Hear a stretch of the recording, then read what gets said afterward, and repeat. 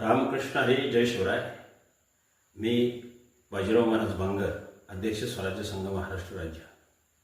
सनातन विद्या फाउंडेशन, हिंदू जनजागृती समिती, वारकरी परिषद आणि स्वराज्य संघ यांच्या संयुक्त विद्यमाने 20 सप्टेंबर 2025 रोजी फ्रूटवाली धर्मशाळा, आळंदी देवाची, जिल्हा पुणे या ठिकाणी वारकरी धार्मिक शिक्षण संस्थांचं एकदिवसीय संमेलन आयोजित केलेलं आहे.